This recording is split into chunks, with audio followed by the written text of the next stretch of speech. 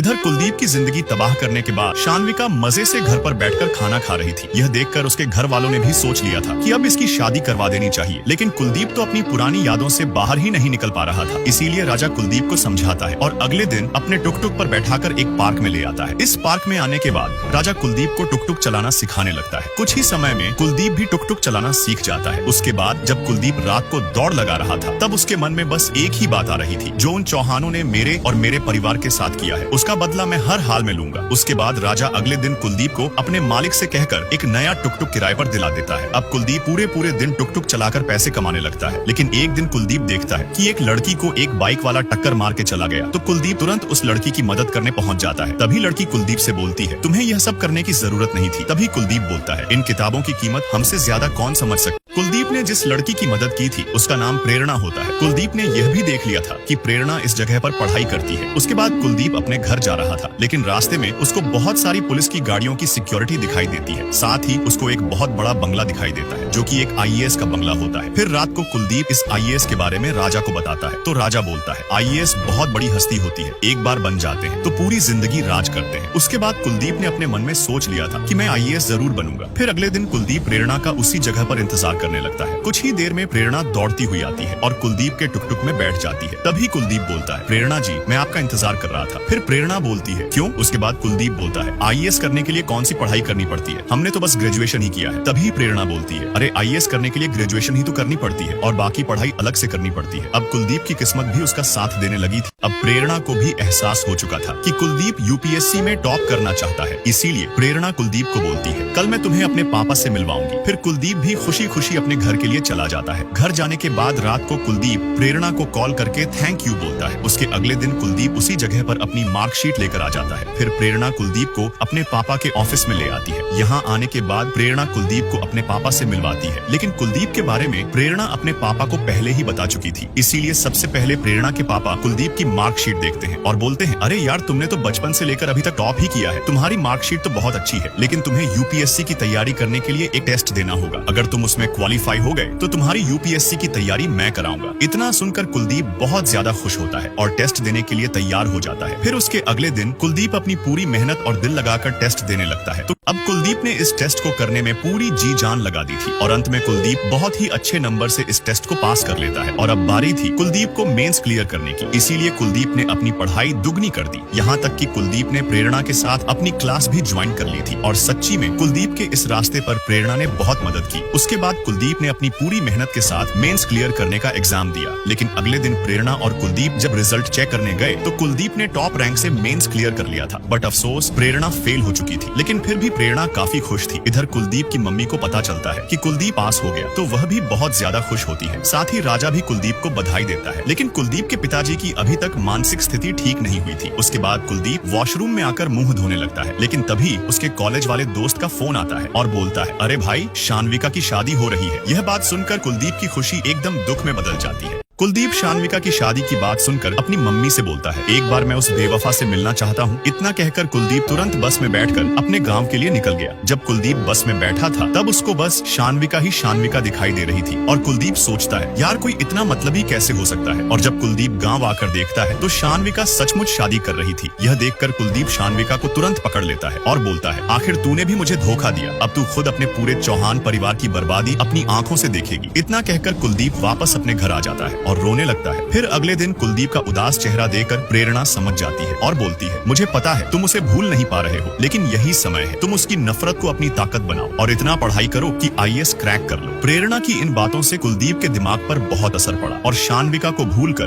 पूरी रात पढ़ने लगा। यहाँ तक कि लाइट जाने के बाद भी कुलदीप पढ़ता रहा। तो क्या कुलदीप आईएएस क्रैक करके शान्विका और उसके परिवार से अपना और अपने परिवार का बदला ले पाएगा या नहीं? जानने के लिए हमें लाइक और सब्सक्राइब कीजिए। नेक्स्ट पार्ट जल्दी आएगा।